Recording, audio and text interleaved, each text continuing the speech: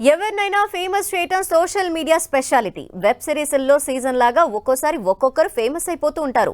మొన్న కచ్చాబాదం, నిన్న కుర్చీ తాత, ఇవాళ కుమారి ఆంటీ. వీళ్ళంతా సెలబ్రిటీస్ కాదు, ఎవరికి వాళ్ళు తమ బతుకు తెరువు కోసం ఏదో ఒక పని చేసుకుంటూ ఉంటారు.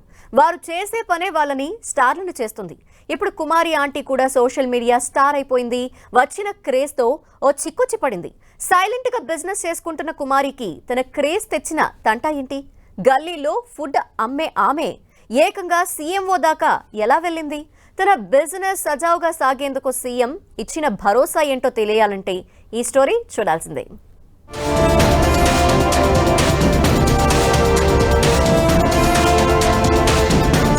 హైదరాబాద్ కు చార్మినార్ ఎంత ఫేమస్సో ధమ్ బిర్యానీ కూడా అంతే ఫేమస్. ఇక స్ట్రీట్ ఫుడ్ కు కూడా నగరం పెట్టింది పేరు. ఎక్కడ ఏ ఫుడ్ స్టాల్ ఉన్నా సోషల్ మీడియా పుణ్యమా అని ఫుడ్ లవర్స్ కి ఇట్టే తెలిసిపోతుంది. ఫేస్బుక్, ఇన్స్టాగ్రామ్, ట్విట్టర్ యూజర్లకు కుమారి పేరు ఖచ్చితంగా తెలిసి ఉంటుంది. నెటిజన్లంతా ఆమెను అభిమానంగా కుమారి ఆంటీ అని పిలుస్తూ ఉంటారు. ఏపీలోని గుడివాడకు చెందిన కుమారి పూర్తి పేరు దాసరి సాయి కుమారి.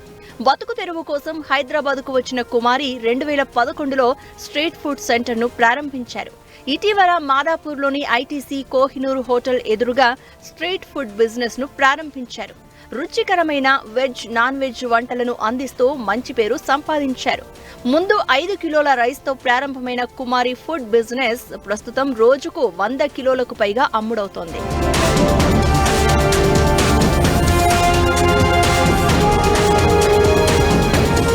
కొందరు యూట్యూబర్లు, ఫుడ్ బ్లాగర్స్ వరుసగా ఆమె ఫుడ్ కోర్ట్ పై వీడియోలు చేయడంతో పాటు సెలబ్రిటీలు కూడా ఆమె వద్ద భోజనం చేయడంతో ఒక్కసారిగా కుమారి సోషల్ మీడియాలో ట్రెండింగ్ గా మారింది. ఇప్పుడు కుమారి ఆంటీ ఫేమస్ అయ్యాక యూట్యూబ్, సోషల్ మీడియా ద్వారా తెలుసుకుని ఆమె వండిన ఫుడ్ కోసం భారీ సంఖ్యలో వెళ్తున్నారు. పెద్ద ఎత్తున వస్తున్న ఫుడ్ లవర్స్ తో కుమారి ఫుడ్ సెంటర్ నిత్యం రద్దీగా కనిపిస్తోంది. ఇంతవరకు బాగానే ఉన్నా ఇక్కడే కుమారికి ఓ చిక్కొచ్చి పడింది.